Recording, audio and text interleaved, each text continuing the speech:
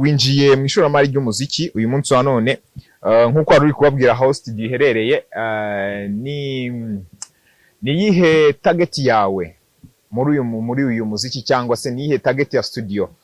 Ikindi kintu gikomeye, hano mu Rwanda ufite studio nyinshi, harimo nka 1.55 AM, harimo nka Country Record, harimo n'izindi ntazi ubwoko bwazo n'izindi. Izo nizo nzi ngewe, simba mu muziki nyine, ibyo si kubimenya biragoye, sibyo?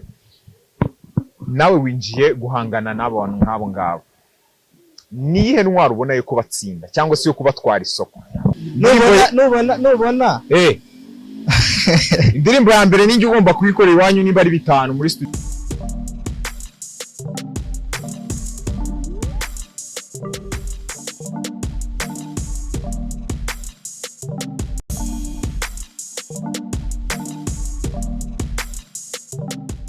Yes, ikaze kandi reka nongere mbifuriza ibihe byiza, nongere kubabwira ngo amahoro n'umugisha bitangwa n'Uwiteka bikomeze bibahundwagazeho. Ndi kumwe n'umwe mu basore hano, akaba ari abasore navuga ngo bafatika.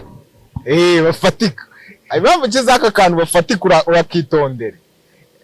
Ni umwe mu basore navuga ngo uyu munsi twagize amahirwe yo kongera kuganira. Akaba uyu munsi ugiye kuganira cyane ku bijyanye n'umuziki, ariko ahanini tukareba ishoramari mu muziki. Foxen, ngwaye ikaze brother. Akoze. Amakuru y'iminsi rero ko byari freshes. Umeze neza cyane. Aho tujye tuvugana ukana n'akanyenyeri man. Iyo ndi kuvugana n'abantu bapfunguye studio nshyashya, abantu bashize hanze ikintu nka kiriya, ugomba kuvuga ukana akanyenyeri. Ahubwo kutakanda akanyenyeri nguze muri studio. None ngende umuhanzi muri studio ko nta makuru ahavuye. Twafunguye y'abahanzi, twafunguye y'abanyamakuru. None se kunkanda akanyenyeri bivuze nkandira akanyenyeri shagira. Ni itegeko se. Shasonesha mwana. None se uri kumva twe tuzabaho gute? Ahubwo nge nzabaho nti. Yes, nabikomoje rero nta kindi kiganiro dukoranye nicyo kugira ngo wenda duhereze ikaze abahanzi muri rusange bifuza cyangwa se bakeneye kuba bakora imiziki yabo muri rusange. Reka wenda nyirabyo umwanya uhagije kugira ngo abe yabasobanurira, cyane ko mfite ijambo rikeya uyu munsi kubera ko byinshi ari wowe ubizi. Reka nguhe ikaze ubundi ubasobanurire muri rusange. Studio buratubwira yitwa ngo iki, irahagana he, mukora mute, nabaye ba producer, ibyo byose uratunyuriramo muri rusange kugira ngo buri muntu wese abashe kuba yasobanukirwa. Studio yo reka bariyo meraho. Yego. Studio iherereye i Nyamirambo. Nko kuri 40. Yego. Kuri 40 wageze kuri 40. No, yitwa Social Records. Social Records. Ku kijyanye n'aba producer ho, dufite aba producer benshi batandukanye. Yego. Amazina yabo nyine ubwo ntabwo ari ngombwa kuyamentioninga, ariko uhageze wababona ko bahari. Uzahagera zumva ko bahari. Kubera iki rero studio wayise Social Records? Social subwo ntabwo uri kumva ikintu bisobanuye. Yes, ibyo birimo ndabyumva. Okay, impamvu ngiye na social ngo ni mwidagadura cyane. Ndumva wasobanura. Iyo studio niyo ni kwidagadura, ni mwidagadura. Bakinamo n'umupira buriya. Bakinamo n'umupira mwidagadura. Kandi wumva ko ari umuziki, no kwidagadura ariko mu muziki. Mu muziki. Ubwo nuko kubyina byose. No kuririmba muri rusange. Yeah, Social Record. Ikindi kibazo kiragira kiti, winjiye mu ishoramari ry'umuziki uyu munsi wa none, nkuko wari uri kubabwira aho studio iherereye, ni yihe target yawe muri uyu muziki, cyangwa se ni yihe target ya studio? Ari ukuvuga ati ngewe wenda ndajya nkorera abantu bari mu njyana ya gakondo, target yanjye iri mu njyana izigezwe bazita gute? Hajya injyana zigezwe bazita gute? Kamera bazita ngo iki? Arabizi se? Oya, kwa kundi bajya babivugamo urukundi guno. Bazita injyana zigezweho mwana. Ego. Babyita Sakira music. Ni Sakira cyangwa se ni gospel nyine, tubwire. Target ya studio subwo ukora umuziki. Ni ukora umuziki muri rusange. Injyana ariyo yose. Injyana na reggae, za trap, za hip hop. Babishoboye kandi babikwiriye. Aha.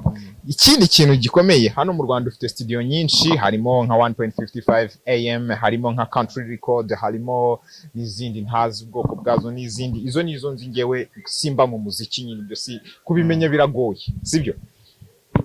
Nawe winjiye guhangana n'abantu nk'abo ngabo, nihe ntwaro ubona yo kubatsinda cyangwa se yo kubatwara isoko? Umucuruzi wese yifuza gucuruza byinshi kurenza abandi, ariko akagira strategy zimufasha gukurura abantu kugira ngo baze kumuhahira cyangwa baze guconsuminga products ze. Wowe ni izihe strategy?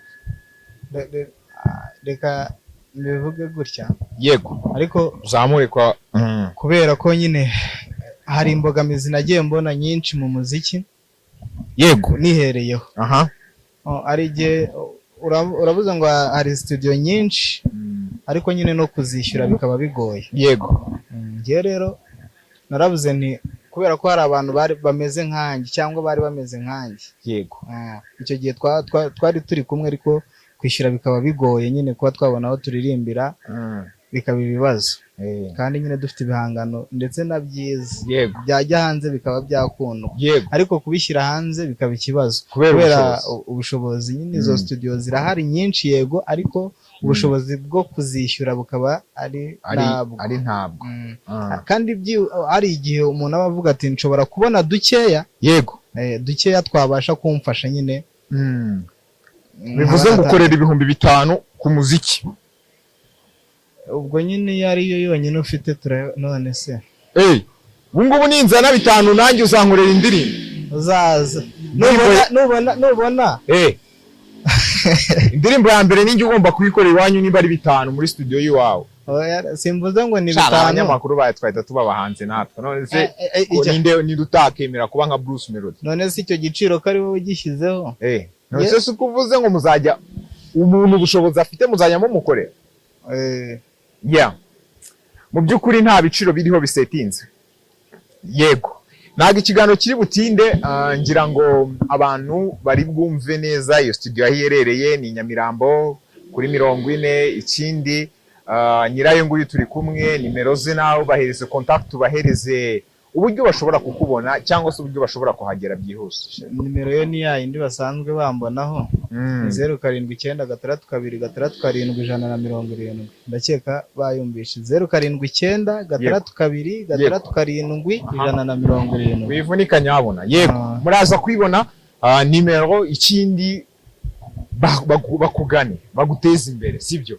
Kandi abo bapeti bafite iyo miziki yabo babitse mu makayi, babitse hirya no hino, nicyo gihe cyo kugira ngo muze none ya miziki muyishyire hehe mu bikorwa. Nta handi mukwiye gukorera, ni muri Social Record, ni muri Mwidagadure studio. Iyi studio yaziye Abanyarwanda. Mwidagadure rero bakira neza abantu, mubagane babafashe. By'umwihariko nanjye uyu munsi wa none mwoze iki kiganiro ndi gufasha Mwidagadure kugira ngo abantu bacu babashe kumenya ayo makuru. Reka ngushimire cyane Foxen, ubundi turekere hano urebe kuntu nkatisha ahantu mbanze nici cyaka tuyitahe. Sibyoze? Ubwo ni batubire, ubwo ntago wambeshye. Urakoze cyane. Ubwo nibyo ntago wambeshye. Asante sana. Sawa.